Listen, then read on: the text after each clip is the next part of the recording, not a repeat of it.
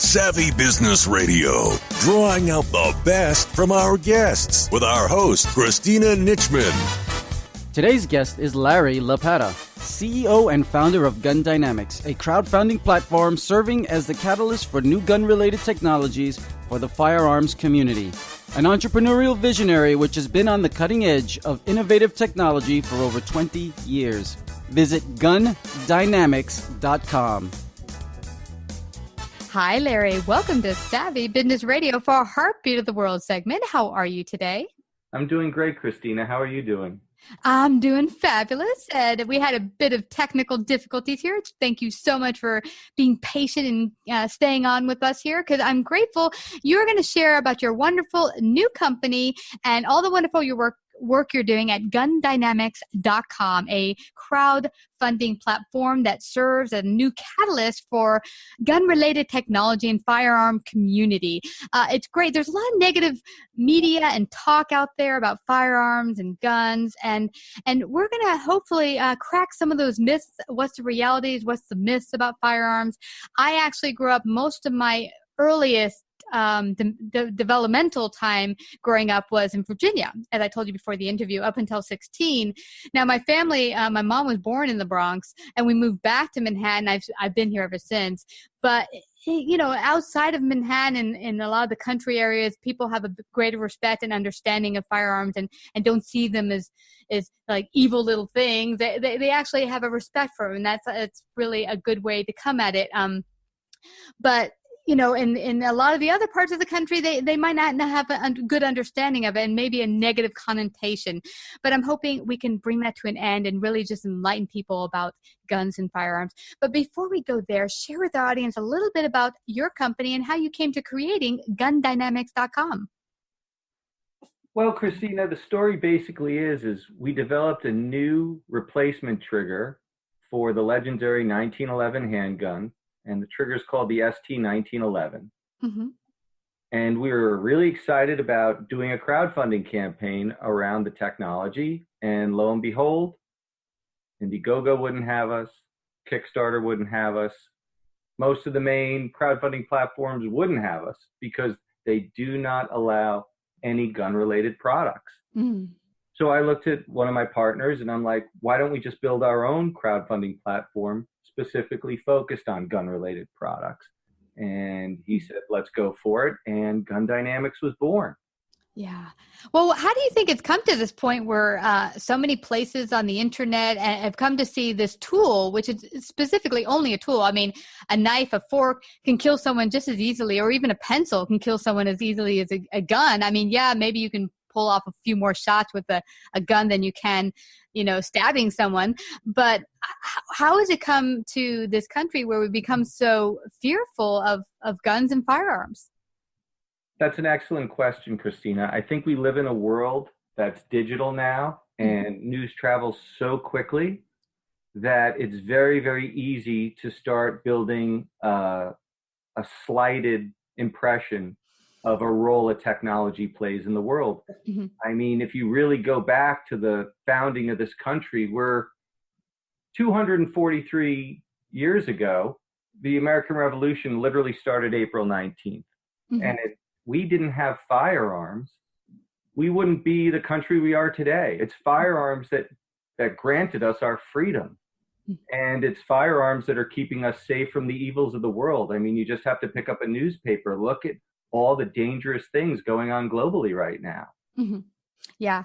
It has become so overly one-sided. I think I told you a funny story of swords. I don't know. I was kind of really angry when it happened, but I love this company called Black Rifle Coffee Company. They do fabulous coffee, and I wanted to support them because they're also veterans who have fought for our freedom, and I'm very grateful for their service and for what they're doing now, and they're putting an awesome product into the market. So I bought one of their cups as well as their coffee a couple times, and I brought the cup to the place I consult at, and someone stole it within 24 hours. And another person told me, how could you drink that coffee? It's so negative. And because it has a picture of a gun on it. I'm like, are you serious? A picture of a gun is negative? I'm like, wow. But I'd really like to see, because, I've had a guy on last year who was a sheriff, and he said, I actually think citizens, if they're well trained, should all have firearms or weapons of some sort to defend themselves. And I think he was from, I forget, Florida perhaps, but he actually believes that if you are well trained, everyone should have some sort of weapon to protect their family and themselves. But where are these myths come from, and how do we begin to break them down? Because as we've spoke about before the interview, there are other places that are totally gun free, or the citizens are not allowed to have guns, and things are not more safe. Well, I can attest to the deliciousness of the coffee. And I think that, there are a lot of things going on. I mean, the trend from going from a rural community to an urban community, the migration has definitely taken a lot of the functional aspects away from citizens being born and raised in cities. Just like how we're separated from food, right? No one really knows where their food's coming from. And there's this great effort to kind of reclaim that, farm to table mentality. The same thing's going on in the gun culture, is that people don't really see the functionality of firearms. They get a false sense of security because they believe that the government or the state is going to protect them in a time of crisis. And we've seen in numerous occasions where that's not the case. Katrina, Hurricane Sandy, to give a couple of examples, people were left to their own survival, some for weeks. And I think that's a false comfort. And when something really, a natural catastrophe happens in an area that's a gun-free zone, and the food is gone and the gas is gone and the power's off, every one of those people is going to, first instinct is going to be, wow, I really wish I had a firearm to protect myself.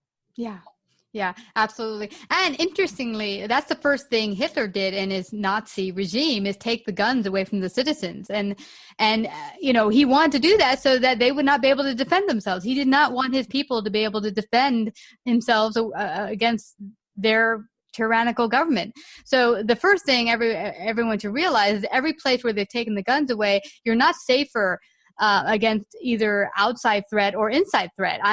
Some people who are like, well, you're scared of a government taking over and la la la. I'm like, well, yeah, because people left to the point where you give all your power to one group of people, no matter what government or what sort of people it is. Generally, it doesn't work out very well, because I don't know, with humans, we tend to have this thing when one human gets more power over a bunch of other people, they tend to use it or misuse it really badly. I agree, Christina.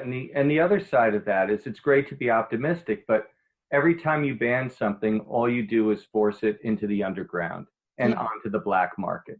And the harsh reality is there are over 320 million guns in this country that we know about. God knows how many we don't know about. And you're not going to get rid of the guns going to the people who are going to use them in a bad way. Because people do have access to anything they want in this country. It's just a reality. And in other countries, Brazil, which I'd love to visit someday, I forgot the name. There's this wonderful website where there's this guy who used to be in the military, and he presents videos on how to protect yourself and how to be situationally aware. And so he shows different crimes taking place and what happened, what went wrong, and how you could protect against crimes in your own life. He's really trying to get people to be more situationally aware of their life and being out in public and what you could do to protect yourself. And he often shows videos of Brazil, because unfortunately there's a lot of crime there, and there's guns amok, but it's, the citizens are not supposed to have guns, only the police, but there's guns all over the place because the people who are doing bad stuff aren't getting them the right way. They aren't getting them a legal way, because you're legally not supposed to have them. They're getting them underground somewhere. I don't know where they're getting them from, what country, or how it's getting over the border, but they're getting them. And I think that that's just the fact of matter, that you might want to just say, hey, if we just eliminate guns off the planet, then everything would be fine, but it wouldn't be, actually. They would get it somewhere else, or they'd make other weapons that could be just as destructive. Sure. And with this, line of conversation that we're going down, Christina, one of the aspects of Gun Dynamics is we want to be more than just a platform. At gundynamics.com, we really want to create a place where we can show what good gun owners are like. They are your neighbors. They are your friends. They are your coworkers. One of the things about the gun culture is a lot of people don't want anyone to know they have a firearm. And the main reason they don't is so someone isn't encouraged to come and break into their home to take the firearm. I mean, a criminal. Yeah. Or for them to have to use it. I mean, it's best that people just don't know you have it. And if they unfortunately try to harm you, then it's a necessary tool to be used. But we don't want to have to use it unless absolutely necessary. Walk softly and carry a big stick, Christina? Absolutely. I mean, who thinks I want to go out there and just kill people? You don't. You. Every police officer I've talked to says, your hope when you join is that you never have to pull your firearm.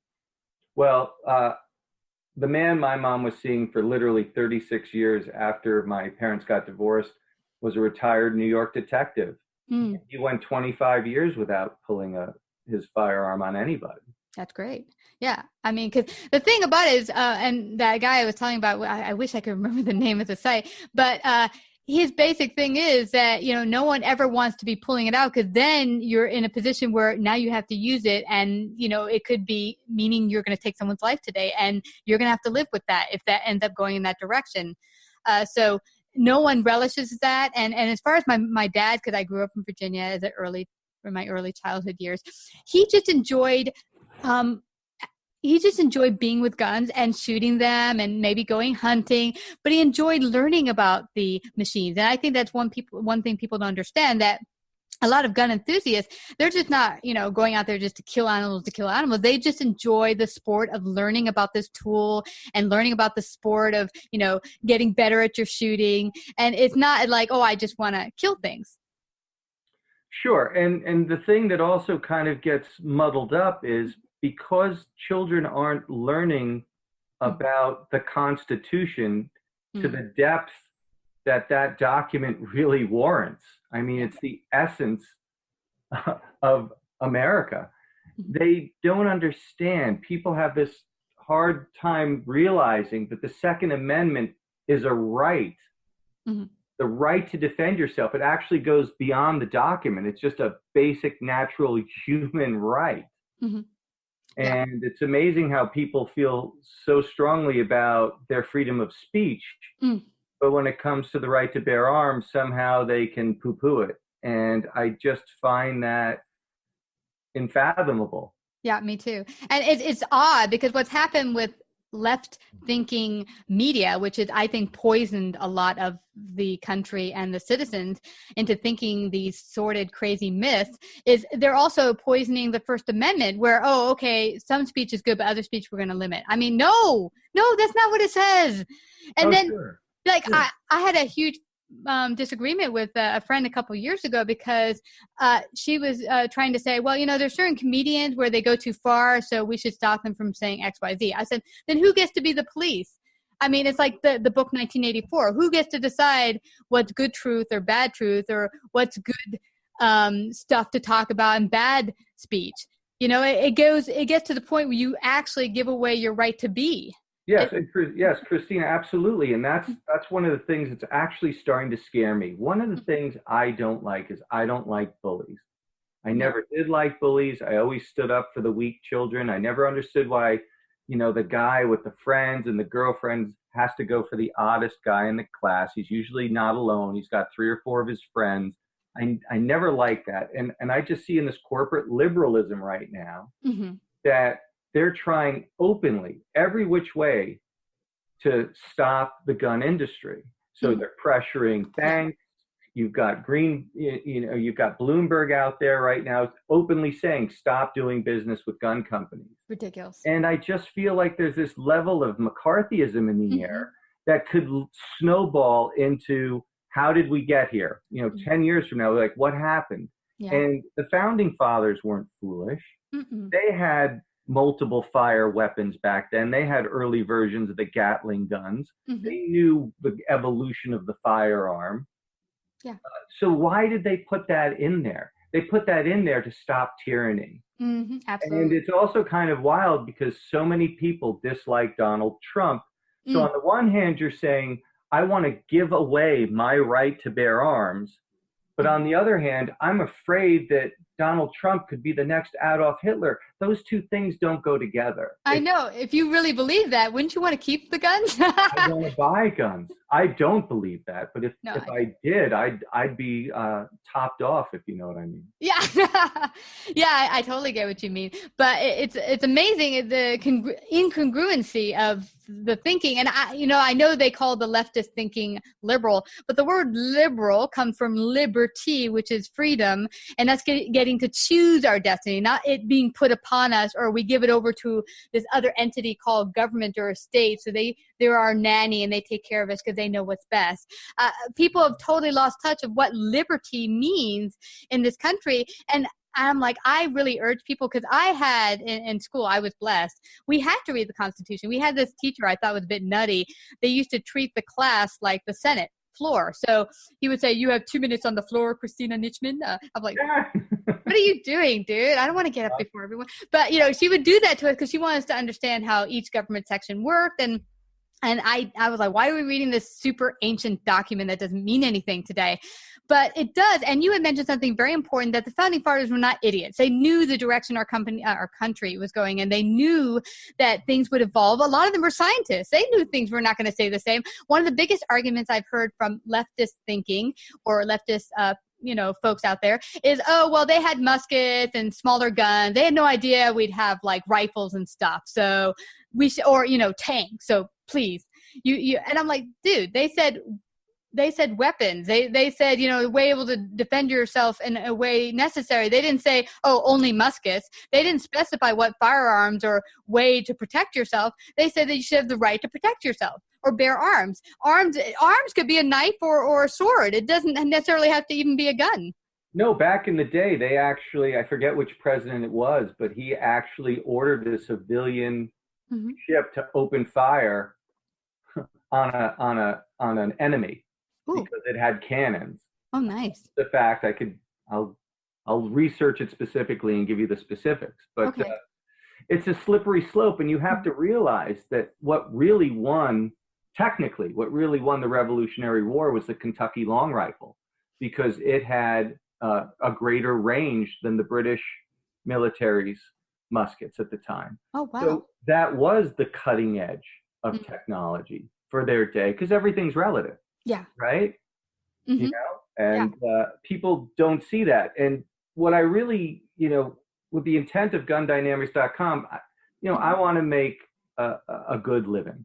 But at the same time, after the Parkland tragedy, when it just, all of a sudden, it just became an all-out assault on the gun industry, I'm sitting here going, wait a minute, this has to be bigger now. I'm being exploited because I'm doing legal business in an industry that a group of Americans deem, unworthy. And I'm sitting here going, what do you think's protecting you? And if you do this to this industry, what industry's next? And you've all fought for all these rights and freedoms and acceptances and, let's let everyone be everybody. Well, you're not letting me be me. Yeah. It's interesting, that whole idea of the leftist thinking is, I want freedom for this and freedom for that. But what they're fighting for is not really freedom. It's, you know what I mean? It's like, oh, so, I want the freedom to choose the sex of the day. Well, you could go do that in your back room. Why do I have to agree with whatever sex you make up? The absurdity of it. Or, now you're going to make up new pronouns and force us upon us to agree with you. Well, that's not freedom. Because only you're getting the freedom, but then you're forcing upon everyone else to think like you. Well, that's not freedom, my friend. Then you get the freedom, we all don't. Anyone who doesn't agree with you. I agree. Can I share something with you? One of my hobbies now? Go for it. When I have meetings in Manhattan, I'll go to a bar after my meetings, and I'll start drinking, and it won't take long before someone asks me what I do.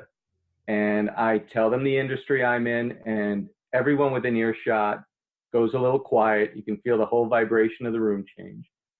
And we start having an open discussion about it. And one of the things I love about the Constitution is you have a right to your opinion. Yeah. And I have a right to mine. I'm very comfortable with that. This isn't personal, but since we do live in a place where we can openly express ourselves, I'll do my best to make my points. And please do your best to make your points. But it always kind of comes down to one important scenario that I put people in. And I say, you don't have firearms and something happens to where there's no food, no gas, you're trapped in your house, a large gang of people who are hungry are walking up the block, breaking into homes. On the left side, you have liberals who don't have guns. And on the right side, your neighbor is a conservative, well-stocked with ammunition and firearms. Whose house are you going to go to? Yeah. And it's amazing because it really makes them think. No one's been in the situation, Christina. And until you're in that situation of real helplessness and living in a world where that's something that can happen, you don't know why you need firearms. You know, these tragedies are tragedies, but they're happening because the laws in place aren't being followed or backed up. Parkland should have never have happened. Mm-mm. It just should have never have happened. Mm-hmm. So how do you stop that? So that's where I'm trying to come from, is we live in such a safe world. We think, oh, we really don't need guns, mm-hmm. but we do. Yeah. Yeah. And we do, but you don't know the situation where you could be in where it's not safe. A myriad of things could happen. And I've heard police officers say to me, hey, when a crisis is happening, we're minutes away and we can't be at all places at all times. There's 40,000 police in New York. There's 9 million people or 7 million people. So they can't be there to defend you, even if they wanted to be, to try to protect you when something goes down. They can't be at all places at all times. They could be minutes away, half hour away. What are you going to do in the interim to protect yourself?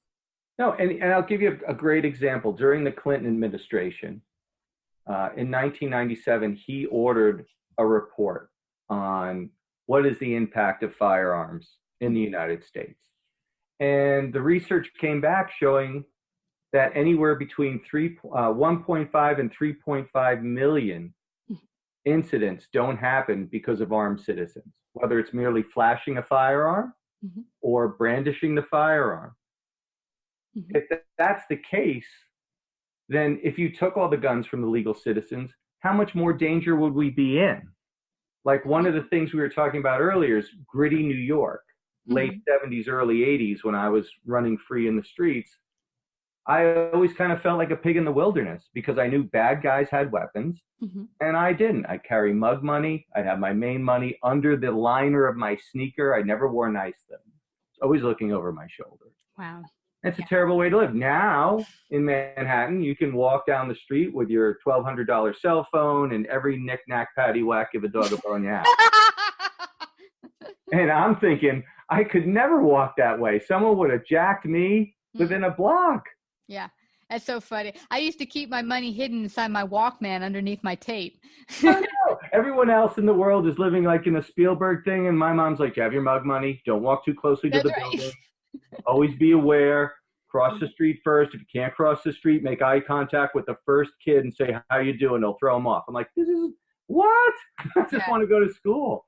Yeah, it's totally different time for living in. And we're blessed. But at the same time, when I talk to people, there's a sense of more fear in the air than there was back then.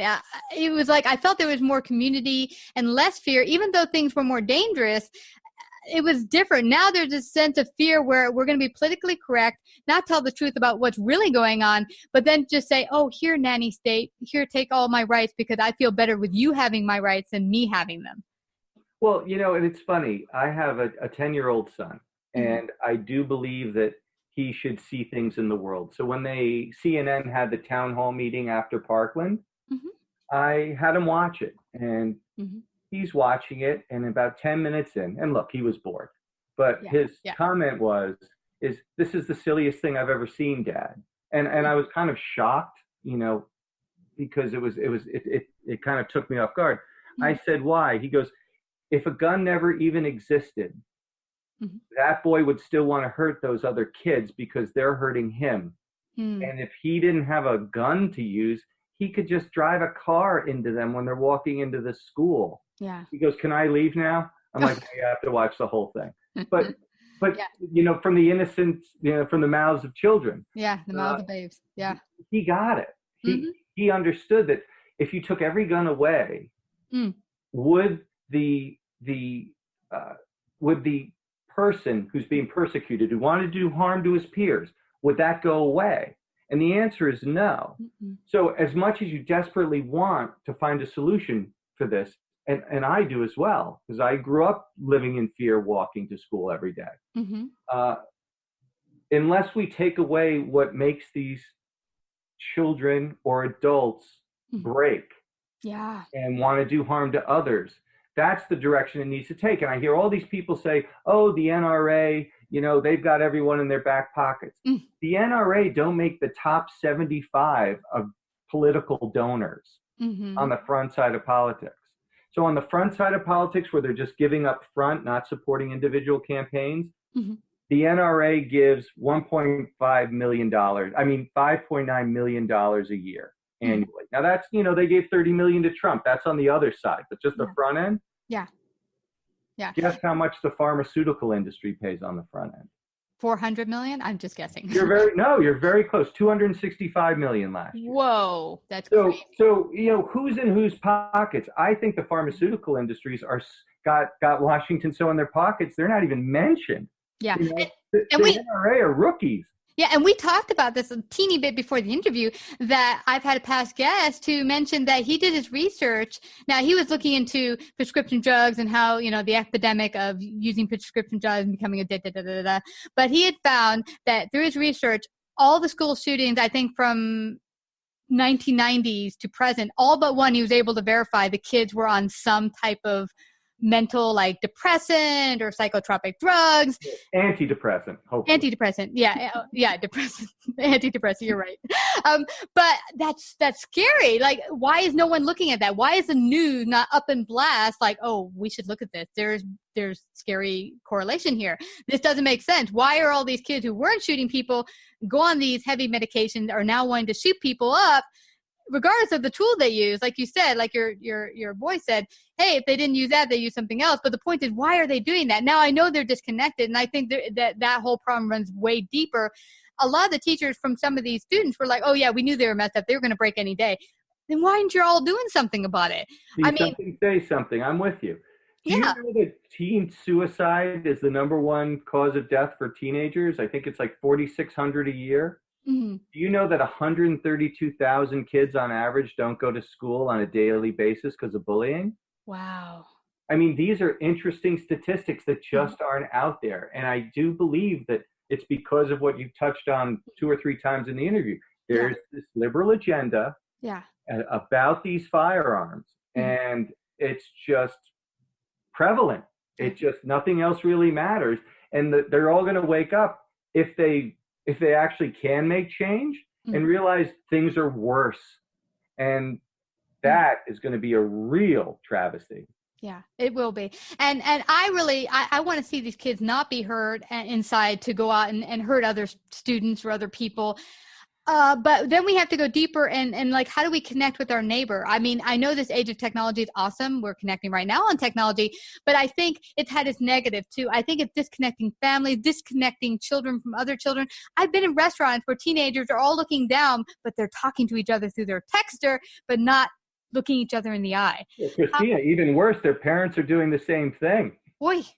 Oy vey, what are we going to do? Yeah, that's scary. But see, that I think is where it stems from. If you feel so disconnected, you feel so unloved, you feel so depressed, oh, here's some depressants, bam, antidepressants, bam, go on your way. That's not solving the problem. That's just like putting a little Band-Aid on it. Go on your little way. It's all fixed now because we gave you some antidepressants or what do you call that thing so you don't get stressed? Stress ball?